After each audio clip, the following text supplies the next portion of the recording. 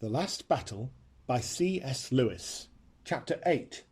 What News the Eagle Brought. In the shadow of the trees, on the far side of the clearing, something was moving. It was gliding very slowly northward. At first, you might have mistaken it for smoke, for it was grey and you could see things through it. But the deathly smell was not the smell of smoke. Also, this thing kept its shape instead of billowing and curling as smoke would have done. It was roughly the shape of a man, but it had the head of a bird, some bird of prey with a cruel curved beak. It had 4 arms, which it held high above its head, stretching them out northward as if it wanted to snatch all Narnia in its grip. And its fingers, all 20 of them, were curved like its beak and had long, pointed, bird-like claws instead of nails. It floated on the grass instead of walking, and the grass seemed to wither beneath it. After one look at it, Puzzle gave a screaming bray and darted into the tower. And Jill, who was no coward, as you know, hid her face in her hands to shut out the sight of it. The others watched it for perhaps a minute, until it streamed away into the thicker trees on their right and disappeared. Then the sun came out again, and the birds once more began to sing. Everyone started breathing properly again and moved. They had all been still as statues while it was in sight. "What was it?" said Eustace in a whisper. "I have seen it once before," said Tyrion, "but that time it was carved in stone and overlaid with gold and had solid diamonds for eyes. It was when I was no older than thou and had gone as a guest to the Tisrock's court in Tashbaan. He took me to the great temple of Tash. There I saw it, curved above the altar." "Then that thing was Tash?" said Eustace. But instead of answering him, Tyrion slipped his arm behind Jill's shoulders and said, "How is it with you, young lady?" "Oh, all right," said Jill, taking her hands away from her pale face and trying to smile. "I'm all right. It only made me feel a bit sick for a moment." "It seems, then," said the unicorn, "that there is a real Tash after all." "Yes," said the dwarf, "and this fool of an ape who didn't believe in Tash will get more than he bargained for. He called for Tash. Tash has come." Where has it, the thing, gone to?" said Jill. "North, into the heart of Narnia," said Tyrion. "It has come to dwell among us. They have called it, and it has come." "Ho, ho, ho," chuckled the dwarf, rubbing his hairy hands together. "It'll be a surprise for the ape. People shouldn't call for demons unless they really mean what they say." "Who knows if Tash will be visible to the ape?" said Jewel. "Where has Puzzle got to?" said Eustace. They all shouted out Puzzle's name, and Jill went round to the other side of the tower to see if he had gone there. They were quite tired of looking for him, when at last his large grey head peered cautiously out of the doorway, and he said, "Has it gone away?" Oh. And when at last they got him to come out, he was shivering the way a dog shivers before a thunderstorm. "I see now," said Puzzle, "that I really have been a very bad donkey. I never ought to have listened to Shift. I never thought things like this would begin to happen." "If you spent less time saying you weren't clever, and more time trying to be as clever as you could," began Eustace, but Jill interrupted him. "Oh, leave poor old Puzzle alone," she said. "It was all a mistake, wasn't it, Puzzle dear?" And she kissed him on the nose. Though rather shaken by what they had seen, the whole party now sat down again and went on with their talk. Jewel had little to tell them. While he was a prisoner, he had spent nearly all his time tied up at the back of the stable, and of course, heard none of the enemy's plans. He had been kicked, he had done some kicking back too, and beaten and threatened with death, unless he would say that he believed it was Aslan who brought out and shown to them by firelight every night. In fact, he was going to be executed this very morning if he had not been rescued. He didn't know what had happened to the lamb. The question they had to decide was whether they would go to Stable Hill again that night, show Puzzle to the Narnians, and try to make them see how they had been tricked, or whether they should steal away eastward to meet with help which Runewit the Centaur was bringing up from Cair Paravel, and return against the ape and his Calamines in force. Tirion would very much like to have followed the first plan. He hated the idea of leaving the ape to bully his people one moment longer than needed to be. On the other hand, the way the dwarves had behaved last night was a warning. Apparently, one couldn't be sure how people would take it, even if he showed them Puzzle. And there were the Calamine soldiers to be reckoned with. Poggin thought there were about 30 of them. Tirion felt sure that if all the Narnians rallied to his side, he and Jewel and the children and Poggin, Puzzle didn't count for much, would have a good chance of beating them. But how if half the Narnians, including all the dwarfs, just sat and looked on, or even fought against him? The risk was too great. And there was, too, the cloudy shape of Tash. What might it do? And then, as Poggin pointed out, there was no harm in leaving the ape to deal with his own difficulties for a day or two. He would have no Puzzle to bring out and to show now, and it wasn't easy to see what story he or Ginger could make up to explain that. If the beasts asked night after night to see Aslan, and no Aslan was brought out, surely even the simplest of them would get suspicious.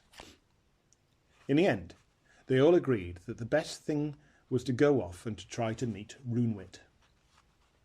As soon as they decided this, it was wonderful how much more cheerful everyone became. I don't honestly think that this was because any of them was afraid of a fight, except perhaps Jill and Eustace. But I dare say that each of them, deep down inside, was very glad not to have to go nearer, or not yet, to that horrible bird-headed thing, which, visible or invisible, was now probably haunting Stable Hill. Anyway, one always feels much better when one has made up one's mind. Tirion said that they had better remove their disguises, as they didn't want to be mistaken for Calamines, and perhaps get attacked by any loyal Narnians they might meet. The dwarf made up a horrid-looking mess of ashes from the hearth, and grease out of the jar of grease which had been kept for rubbing on swords and spearheads. Then they took off their Calamine armour and went down to the stream. The nasty mixture made a lather just like soft soap. It was a pleasant, homely sight to see Tirion and the two children kneeling beside the water and scrubbing the backs of their necks, or puffing and blowing as they splashed the lather off. Then they went back to the tower with red, shiny faces, like people who have been given an extra good wash before a party. They rearmed themselves in true Narnian style, with straight swords and three-cornered shields. "Body of me," said Tirion, "that is better. I feel a true man again." Puzzle begged very hard to have the lion skin taken off him. He said it was too hot, and the way it was rucked up on his back was uncomfortable. Also, it made him look so silly. But they told him he would have to wear it a bit longer, for they still wanted to show him in that get-up to other beasts, even though they were now going to meet Runewit first. What was left of the pigeon meat and the rabbit meat was not worth bringing away, but they took some biscuits. Then Tirion locked the door of the tower, and that was the end of their stay there. It was a little after 2 in the afternoon when they set out, and it was the first really warm day of that spring. The young leaves seemed to be much further out than yesterday. The snowdrops were over, but they saw several primroses. The sunlight slanted through the trees, birds sang, and always, though usually out of sight, there was noise of running water. It was hard to think of horrible things like Tash. The children felt this is really Narnia at last. Even Tyrion's heart grew lighter as he walked ahead of them, humming an old Narnian marching song which had the refrain, "Ho, rumble, rumble, rumble, rumble, drum, belabored." After the king came Eustace and Poggin the dwarf. Poggin was telling Eustace the names of all the Narnian trees, birds and plants which he didn't know already. Sometimes Eustace would tell him about English ones. After them came Puzzle, and after him Jill and the Jewel, walking very close together. Jill had, as you might say, quite fallen in love with the unicorn. She thought, and she wasn't far wrong, that he was the shiningest, delicatest, most graceful animal she had ever met. And he was so gentle and soft of speech that, if you hadn't known, you would hardly have believed how fierce and terrible he could be in battle. "Oh, this is nice," said Jill. "Just walking along like this. I wish there could be more of this sort of adventure. It's a pity there's always so much happening in Narnia." But the unicorn explained to her that she was quite mistaken. He said that sons and daughters of Adam and Eve were brought out of their own strange world into Narnia only at times when Narnia was stirred and upset. But she mustn't think it's always like that. In between their visits, there were hundreds and thousands of years when peaceful king followed peaceful king till he could hardly remember their names or count their numbers, and there was really hardly anything to put into the history books. And he went on to talk of old queens and heroes whom she had never heard of. He spoke of Swan White the Queen, who had lived before the days of the White Witch and the Great Winter, who was so beautiful that when she looked into any forest pool, the reflection of her face shone out of the water like a star by night for a year and a day afterwards. Oh. He spoke of Moonwood the hare, who had such ears that he could sit down by Cauldron Pool under the thunder of the great waterfall and hear what men spoke in whispers at Cair Paravel. He told how King Gale, who was 9th in descent from Frank, the first of all kings, had sailed far away into the eastern seas and delivered the Lone Islanders from a dragon, and how in return they had given him the Lone Islands to be part of the royal lands of Narnia forever. He talked of whole centuries in which all Narnia was so happy that notable dances and feasts, or at most tournaments, were the only things that could be remembered. And every day and week had been better than the last. And as he went on, the picture of all those happy years, all the thousands of them, piled up in Jill's mind till it was rather like looking down from a high hill onto a rich, lovely plain full of woods and waters and cornfields, which spread away and away till it got thin and misty from a distance. And she said, "Oh, I do hope we can soon settle the ape and get back to those good, ordinary times. And then I hope they'll go on forever and ever and ever.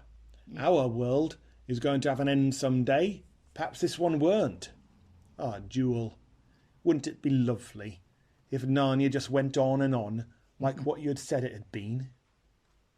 "Nay, sister," answered Jewel. "All worlds draw to an end, except Aslan's own country." "Well, at least, said Jill, "I hope the end of this one is millions and millions and millions of years away." "Hello, what are we stopping for?" And the king and Eustace and the dwarf were all staring up at the sky. Jill shuddered, remembering what horrors they had seen already. But it was nothing of that sort this time. It was small and looked black against the blue. "I dare swear," said the unicorn, "from its flight, that it is a talking bird." "So think I," said the king, "but it is a friend or a spy of the apes." "To me, sire," said the dwarf, "has a look of Farsight the eagle." "Ought we hide under the trees?" said Eustace. "Nay," said Tyrion, "best stand still as rocks. He would see us for certain if we moved." "Look, he wheels. He has seen us already," said Jewel. "He's coming down in wide circles." "Arrow on string, lady," said Tyrion to Jill. but by no means shoot till I bid you. He may be a friend. If one had known what was going to happen next, it would have been a treat to watch the grace and ease with which the huge bird glided down. He alighted on a rocky crag a few feet from Tyrion, bowed his crested head, and in his strange eagle's voice said, "Hail, King!" "Hail, Farsight," said Tyrion. "And since you call me king, I may well believe you are not a follower of the ape and his false Aslan. I am right glad of your coming." "Sire," said the eagle, "when you have heard my news, you will be sorrier of my coming than of the greatest woe that ever befell you." Tyrion's heart seemed to stop beating at these words, but he set his teeth and said, "Tell on." "Two sights have I seen," said Farsight. "One was Cair Paravel, filled with dead Narnians and living Calamines. The Tisrock's banner advanced upon your royal battlements, and your subjects flying from the city, this way and that into the woods.